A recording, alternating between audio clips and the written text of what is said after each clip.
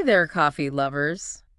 Get ready for a deep dive into your favorite beverage because we're going beyond that morning energy boost and uncovering the surprisingly wide range of coffee's benefits. Yeah, sounds intriguing. We're taking a look at a podcast episode called The Benefits of Drinking Coffee, hosted by Lily with guest nutritionist John, and let me tell you, they had some eye-opening stuff to share.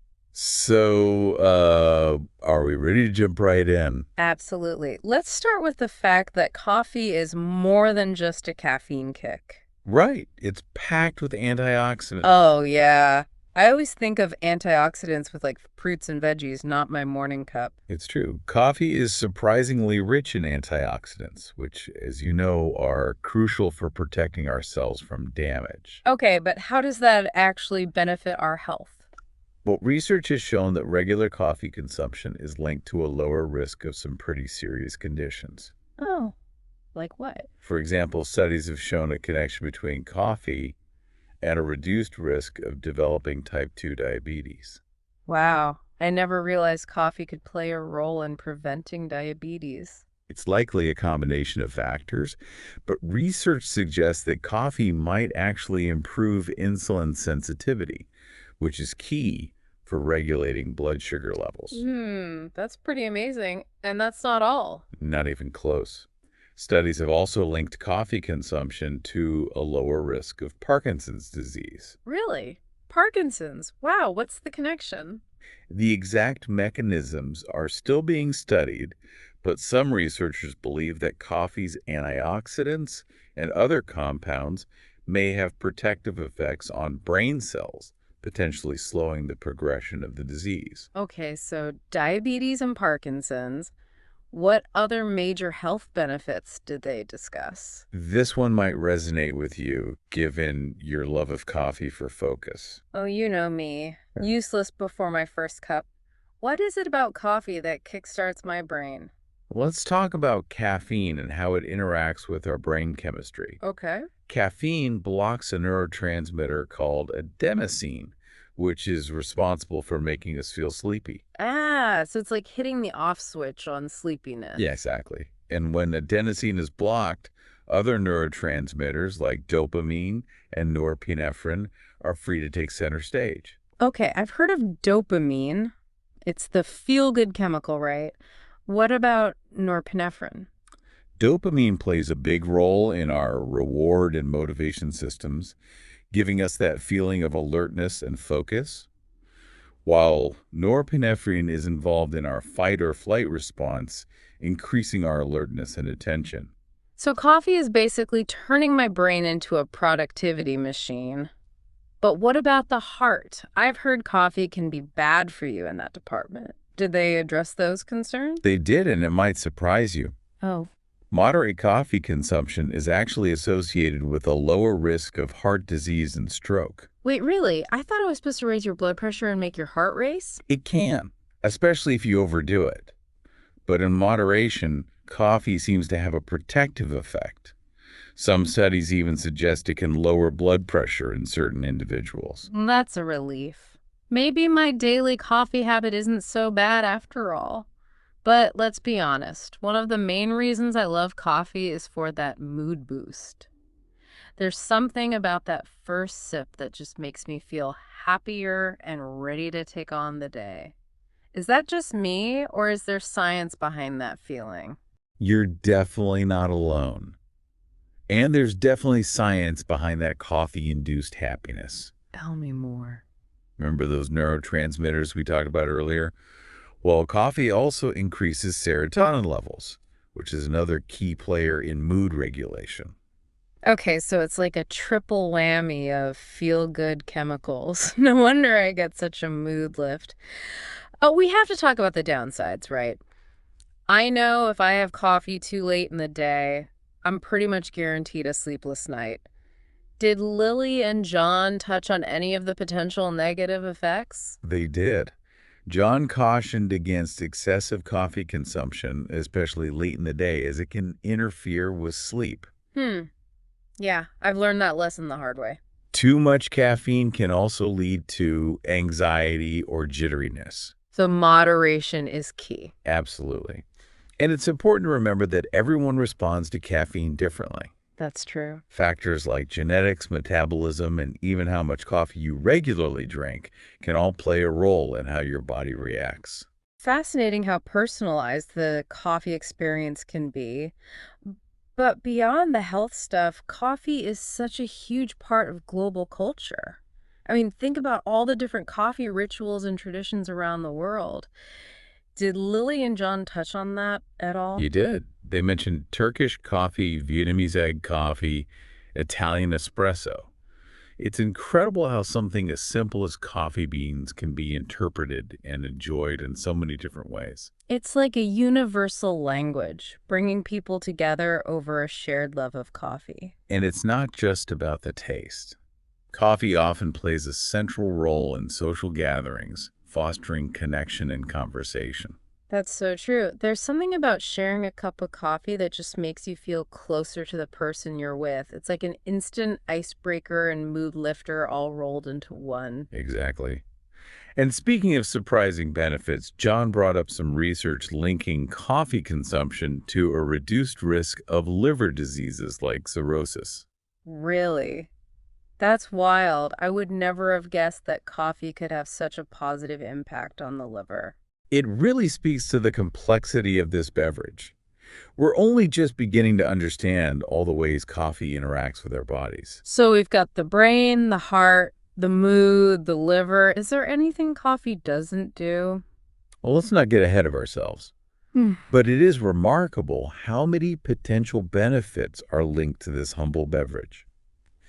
And what I find especially fascinating is that coffee's effects can vary so much depending on the individual. It's like coffee is tailored to each person. Which makes me curious, did Lily and John share their personal coffee preferences? They did. John confessed to being a cold brew enthusiast, appreciating its smoother, less acidic taste. Lily, on the other hand, is all about a good cappuccino, especially with a sprinkle of cinnamon. Oh, I'm a cappuccino person myself, that creamy froth and the hint of spice. But I do love a good cold brew on a hot day. It's great that there's a coffee out there for everyone, no matter your taste preferences. Speaking of preferences, did they get into the whole coffee versus tea debate? They did. John actually compared them to siblings with different personalities. Coffee being the energetic one and tea being the more mellow sibling. Both have their own unique benefits and appeal to different moods and occasions. Perfect analogy. I love both, but there's definitely a time and a place for each. Coffee provides that quick burst of energy, while tea offers a more sustained and calming effect. It's like they complement each other perfectly. But one thing they both agreed on was coffee's ability to spark creativity. John mentioned how he gets his best ideas after his morning coffee, and Lily agreed, adding that there's actually scientific evidence to support this claim. Oh, I've definitely experienced that. It's like coffee unlocks some hidden creative pathway in my brain, so it's not just a myth. Not at all. They linked the increased dopamine levels from caffeine to improved problem-solving skills and creative thinking. So it's like coffee fuels both our minds and our imaginations. And it's not just individual creativity that benefits coffee, it can also boost productivity and collaboration in the workplace. Absolutely. They touched on how coffee breaks can be super helpful for brainstorming and team bonding. And John even mentioned that coffee can help make those tough conversations or meetings a little more bearable. That's so true. I've definitely noticed that a coffee break can really help to loosen everyone up and get the creative juices flowing. And it's not just about the caffeine. The ritual of making coffee, the aroma, the taste, all of these sensory experiences can contribute to a more relaxed and focused state of mind. It's like coffee sets the stage for a more productive and enjoyable work environment. Precisely. And they wrapped up their conversation by emphasizing that coffee is more than just a drink. It's a lifestyle, a tradition, and sometimes even a lifeline. I love that. It really captures the multifaceted nature of coffee and how deeply it's woven into our lives. And it's not just about the physical effects. Hmm. Coffee offers us emotional and social connections as well. It's true. Coffee brings people together, sparks conversations, and creates memories. It's a beverage with a story to tell.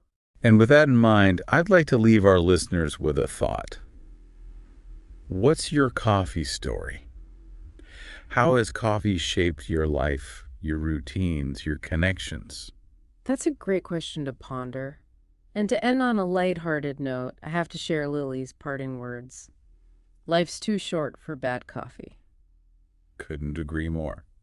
So let's raise a virtual mug to the power of coffee and all the ways it enriches our lives. Cheers to that.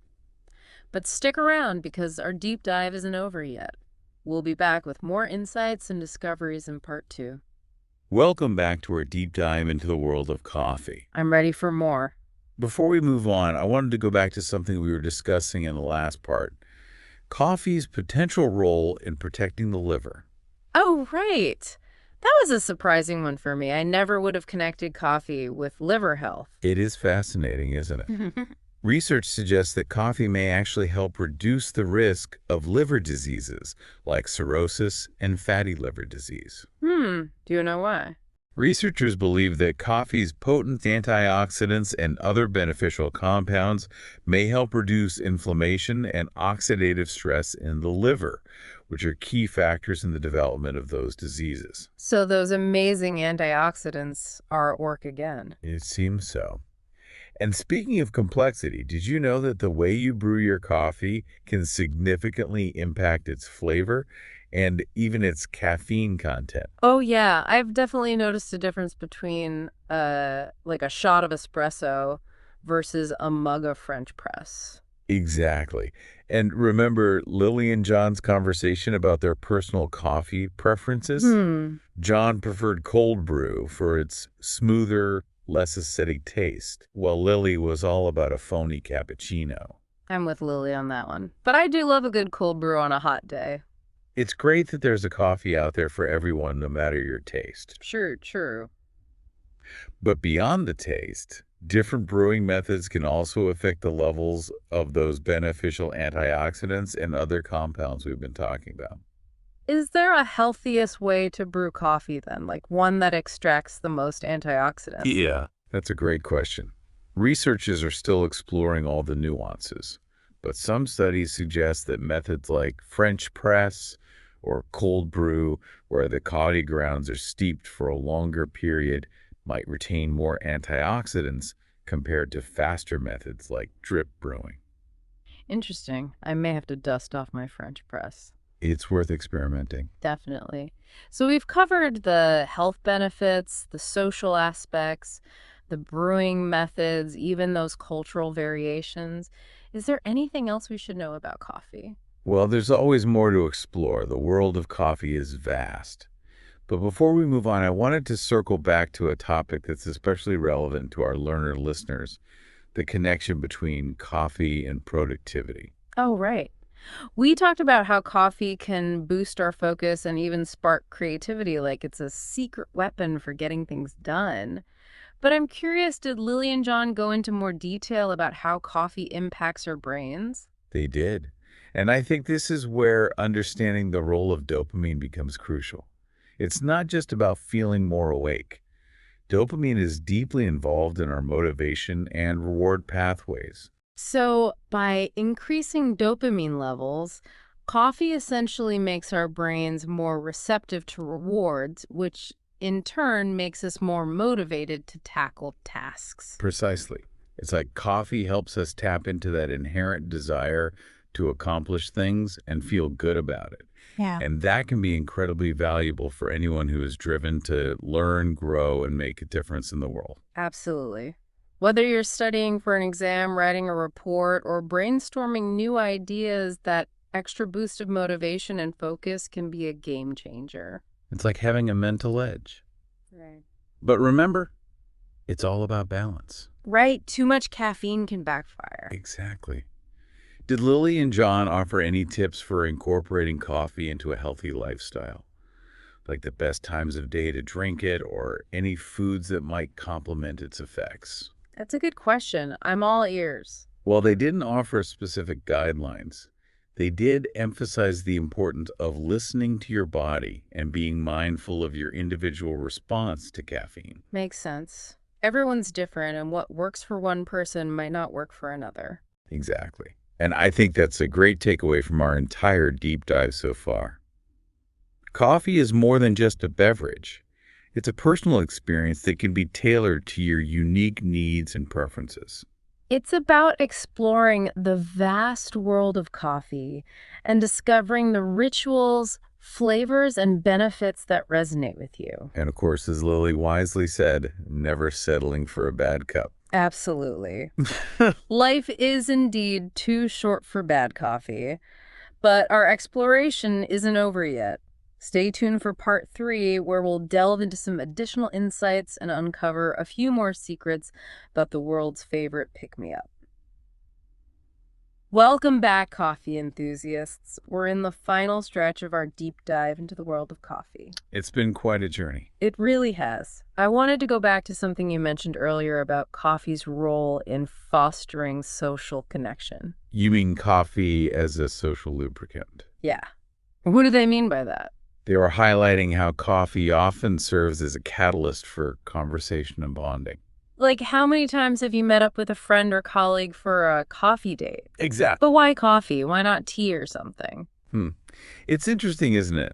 There's something about the ritual of coffee that seems to create a sense of ease and connection.